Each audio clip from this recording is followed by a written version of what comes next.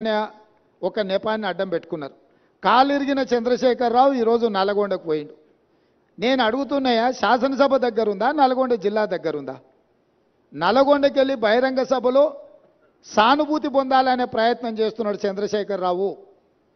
సానుభూతి పొందడానికి మీరు దవాఖానలు ఉన్నప్పుడు మేమందరం వచ్చినాం, సానుభూతి చూపించినాం. సానుభూతి చూపించాల్సిన సందర్భంలో ప్రజలు కానీ ప్రతిపక్షాలు కానీ మేమందరం సానుభూతి చూపించినాం. ఈరోజు కేవలం కాళేశ్వరం అవినీతి మీద చర్చ జరగకుండా, కాళేశ్వరంలో మీ దోపిడీని ప్రజల దృష్టిలో పడకుండా ఉండడానికే ఈరోజు మీరు నల్గొండ ప్రజా అక్కడ ఏదో పెద్ద సభ పెట్టినా అని మీరు మాట్లాడుతున్నారు. ప్రజలకి ఈ మాత్రము అవగాహన లేదని మీరు అనుకుంటున్నారా చంద్రశేఖరరావు గారు? కాళేశ్వరం అవినీతి మీద దోపిడీ మీద చర్చకు వచ్చిన సందర్భంలో మీరు కృష్ణానది జలాల మీద ఉన్న ప్రాజెక్టులను అన్నిటిని కూడా కేంద్రానికి అప్పజెప్పినరు అని చెప్పి నల్గొండ జిల్లాలో మీరు బహిరంగ సభ పెట్టి ఇక్కడికి రాకుండా తప్పించుకున్నారు.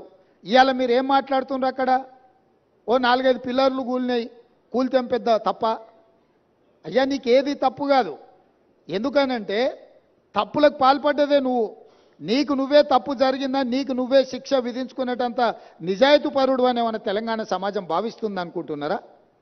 మీ దోపిడీకి మేడిగడ్డ బలైపోయింది, అన్నారం సుందిల్లా సున్నమైపోయినాయి. ఈరోజు కాళేశ్వరము మీ 1,00,000 కోట్ల దోపిడీకి బలైపోయింది. అందుకే మీరు దీన్ని చాలా అల్కగా తీసుకుంటున్నారు. ఇక్కడ వచ్చిన వాళ్ళని చులకన చేసి మాట్లాడుతున్నారు.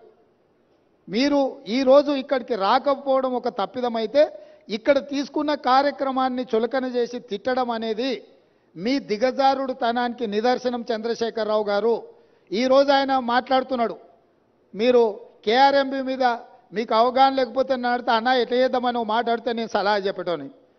అయ్యా, శాసనసభలో చర్చ పెట్టినాం, సలహా చెప్పమని అడిగినాం. శాసనసభలో నేను స్పీకర్ గారికి విజ్ఞప్తి చేసిన, దయచేసి మాజీ ముఖ్యమంత్రి గారికి ఆదేశాలు ఇవ్వండి, అవసరమైతే సభను వాయిదా వేయండి, వారు వచ్చినాక వారి సలహా సూచనలు తీసుకున్న తర్వాతనే తీర్మానం చేద్దామని చెప్పినాం. ఉత్తమ్ కుమార్ రెడ్డి గారు పెట్టిన తీర్మానంలో లోపాలు ఉన్నాయి, అది కూడా చక్కగా లేదన్నాడు. చక్కలేని తీర్మానానికి నీ అల్లుడు స్వాతిముత్యం ఎట్లా మద్దతు ఇచ్చింది ఏకగ్రీవంగానే? అందుకే 4 సార్లు అడిగిన. శాసనసభలో మీరందరూ చూశారు కదా మీడియా మిత్రులు. ఉత్తమ్ కుమార్ రెడ్డి గారు ఈ ప్రాతిపదికన తీర్మానాలు పెట్టినరు. దీనికి టీఆర్ఎస్ పార్టీ వైఖరి ఏందో స్పష్టంగా చెప్పండి అని అంటే, హరీష్ రావు గారు మాజీ సాగునీటి పారుదల శాఖ మంత్రిగా, కేసీఆర్ కుటుంబ సభ్యుడిగా స్పష్టంగా ఈ తీర్మానానికి సంపూర్ణమైన మద్దతు పలుకుతున్నా అని చెప్పిండు. అప్పుడే నేను లేచి ఏం చెప్పినా, వీళ్ళు మాట్లాడేదానికి ఏం విలువలేదా చంద్రశేఖరరావు, ఇవి విలువలేని మాటలను కొట్టిపడేస్తాడు, ఆయననే యజమాని, ఆయన ఓనర్, ఆయన వచ్చి చెప్తే తప్ప దీంట్లో విషయం లేదని నేను చెప్పిన. ఇవాళ సరిగ్గా నల్గొండలో అదే మాట్లాడండి. ఏం తీర్మానమే? దిక్కుమాలిన తీర్మానం, దాంట్లో ఏమైనా విషయం ఉందా? అదో పనికిమాలిన తీర్మానం, ఆ తీర్మానానికి వీళ్ళందరూ మద్దతు అని.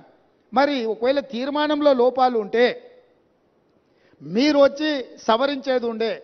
లేదు, మీ ప్రతినిధిగా మాట్లాడిన హరీష్ రావు గారు ఇది తప్పు, ఈ తీర్మానంలో లోపాలు ఉన్నాయి, దీన్ని సవరిస్తున్నామని తీర్మానం సవరించి ప్రతిపాదించేది ఉండే. నేను చెప్పింది చెప్పినట్టుగా హరీష్ రావు గారు లాంటి వాళ్ళకి ఆ పార్టీలో విలువ లేదు, వాళ్ళ మాటల పట్ల విశ్వాసం లేదు. అందుకే చంద్రశేఖర్ రావాలని మేము అడిగినాము, మీరు రాలేదు. ఇవాళ అంటున్నాడు ఆయన, ముఖ్యమంత్రి గారు అఖిలపక్షాన్ని ఢిల్లీకి తీసుకెళ్లాలని.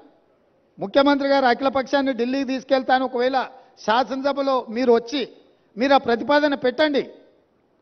మా ప్రభుత్వము వినడానికి, ప్రజలకు మేలు జరిగే విధానాలు చేపట్టడానికి స్పష్టంగా ఒక స్పష్టతతో ఉన్నది. మీరు నల్గొండకెళ్ళి గక్కడేదో సభ పెట్టి దిక్కుమాలిన మాటలు మాట్లాడే కంటే శాసనసభ జరుగుతుంది.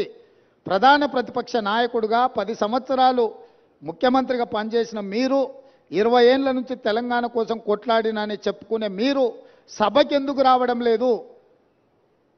ఇవాళ బెదిరించి బతకాలని చూస్తున్నాడు, బ్లాక్మెయిల్ చేసి బతకాలని చూస్తున్నాడు కేసీఆర్ గారు. మమ్మల్ని వెంటాడుతాడంట ఆయన. అయ్యా రా, మంచిది, మేమేం అల్లాటప్పగా ఏమి ఇక ఆ కుర్చీలో కూర్చోలే. ప్రజల దగ్గరికి వెళ్ళి ప్రజలు ఓట్లేసి ప్రజలు ఎన్నుకున్న ప్రభుత్వం అక్కడ ఉంది. నీలాక ఉద్యమ ముసుగులో మంది పిల్లలను చంపి మేము కుర్చీ ఎక్కలేదు. చచ్చిపోయిన కుటుంబాలను ఆదుకుంటూ మేము ఇవాళ ప్రభుత్వాన్ని ఏర్పాటు చేసినాము. ఏర్పాటు చేసిన ప్రభుత్వంలో